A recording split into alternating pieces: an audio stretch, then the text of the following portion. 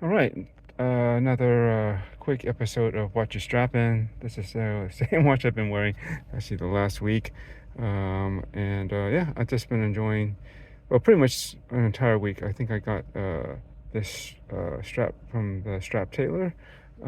This is their new AquaFlex strap. It's basically an all FKM rubber strap that has like this sailcloth texture and design to it, which is really cool. And that way it's 100% waterproof. It's got a point clasp.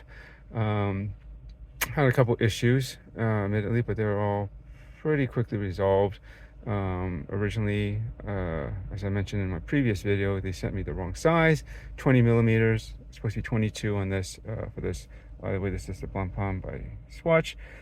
Scuba 50 Fathoms Green Abyss, of course. Really love this colorway. Looks super cool, I think, and I think this strap really matches with this green that they have. It's a really kind of a very similar drab green, but even more, I think, slightly more muted or subdued. Not quite as saturated as the case, but I like that look. I didn't want it to be 100% match. I think giving it a little bit more toned down look, but still within that kind of earthy military tone works really well, and really like this combination.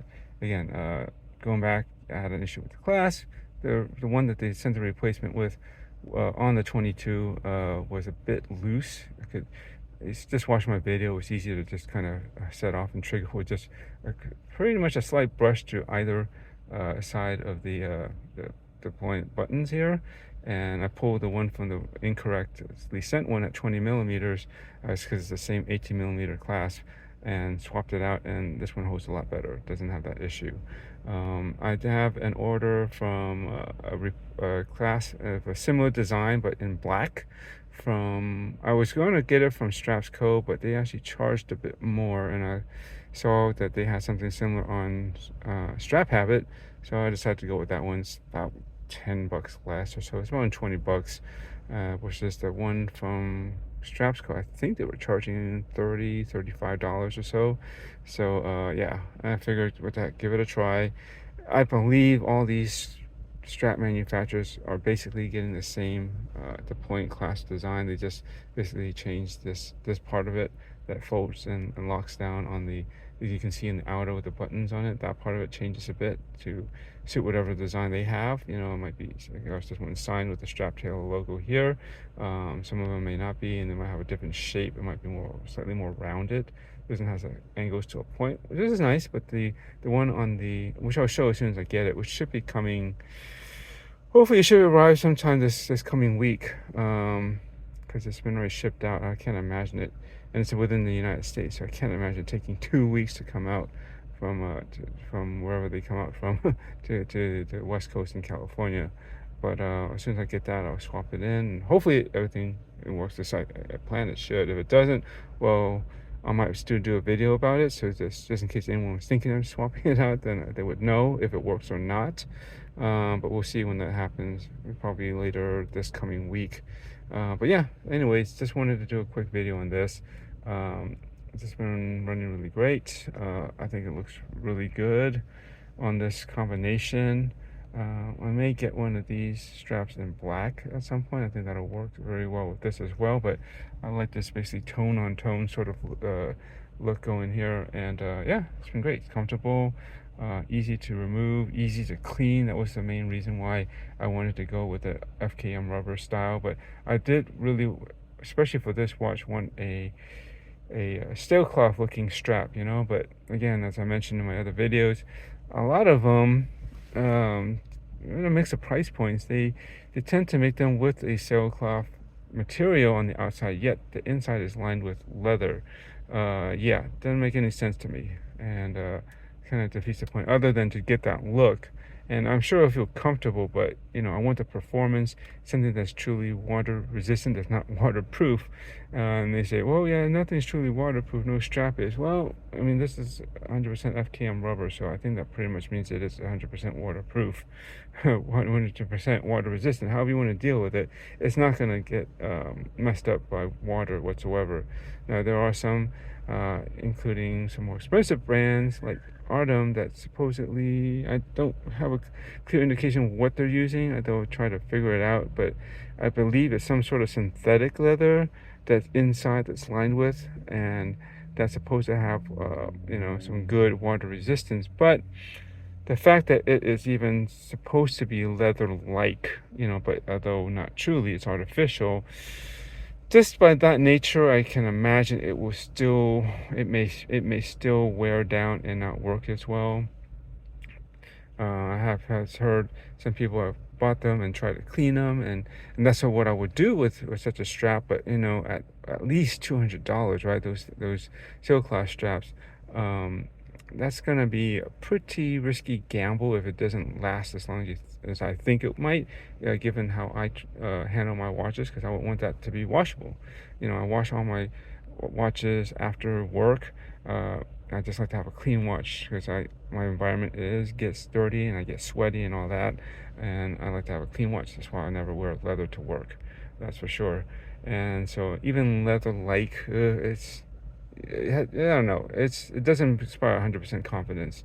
Me using it and having it last as long as I would like it to. And they do make a similar strap like this, where it's completely rubber. I imagine FKM, with a sailcloth like texture, what they call the HydroFlex. It's really nice, but I mean, just the strap itself is like quite expensive. I think I don't know, the whole setup with a deployment class, basically you're starting at just over $300, if I'm not mistaken. And I think this is with the green version too, which is actually the only one I see that's discounted for some reason. And so if you didn't get any other color, you got any other color rather, then it'll be even that much more expensive. And for a watch that was this is around $450, right, new. All the Blancpain, Scuba 50 Fathoms, just start around that price range from Swatch. It seems quite high, where it's nearly maybe 3/4 or so of the price of the watch.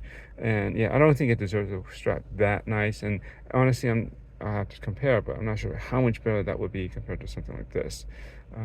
This one is about, there was a discount and everything all in, still was shipping was around 120, which is not bad. I mean, I could have gotten free shipping if I bought another one. I think over $150 or something, somewhere around that range. They'll pay for shipping and stuff, but it was fairly quick shipping too, from the UK, DHL.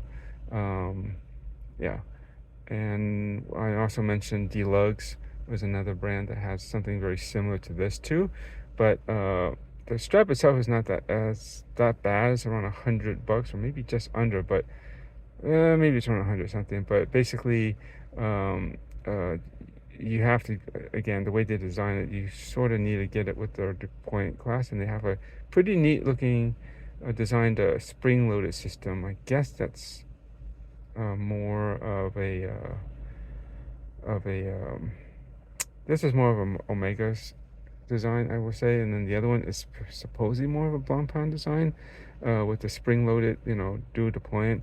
Although the loose part ends up on the outside, but it looks pretty nice. So it's the way they did it. There's no real bend to it, and just check it out. But still, that's where it ended up pretty much right around $200 range, maybe a hair over, I think. And they didn't have it in my size anyways, and what I was looking for in that particular color. So I was like,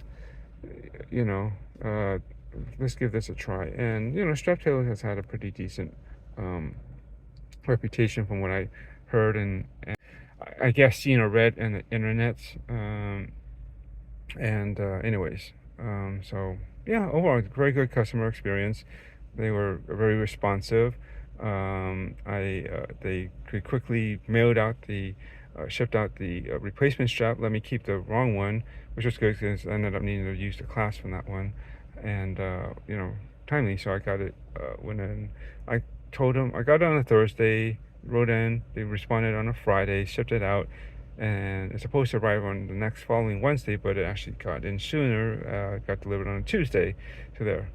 And I did mention this to them, and I did a video of it, and they were very responsive about it. And I said, well, I just think you should take a closer look at your class and make sure that the ones that you put on your straps are all going to work the way they should. They don't have that issue that I had. And they said they didn't really experience that from anyone else, but I don't know, that could happen, obviously, because it did happen to me.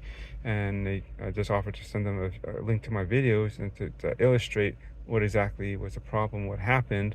And they were receptive, and they asked, yeah, go ahead, send me the link to it, and they'll check it out, and hopefully they'll take that with the positive criticism that it was meant to be. It's like, well, I'm just trying to help you guys out here.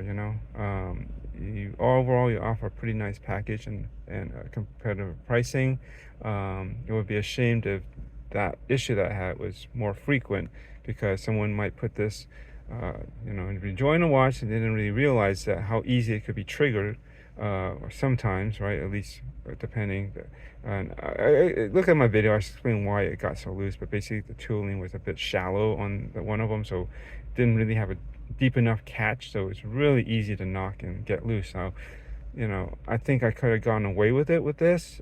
You have to hit it, but then I'll reach and I use my hands a lot, so if it just like knocks onto, like say I missed something, I hit like my steering wheel, and it could trigger it, and then it could pop open, and that would not be good. And especially if this watch is relatively light, being ceramic too, and so I imagine you put it on a heavier watch, the stainless steel or even precious metal, even heavier.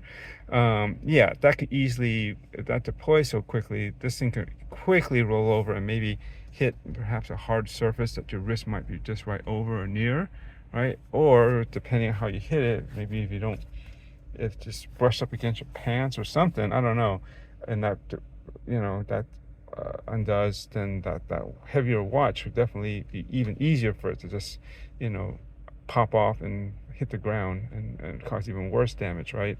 So no one wants that, especially if it's due to the fault of a strap and its class system failing or not being up to standard. And so I don't know, hope they just make a stronger effort to make sure that their class are all going to hold up and work the way they should, and most importantly, be secure, which they should be. That's the whole thing. That's the main thing that's going to be holding the watch to the helping keep the watch to the strap and the watch on your wrist.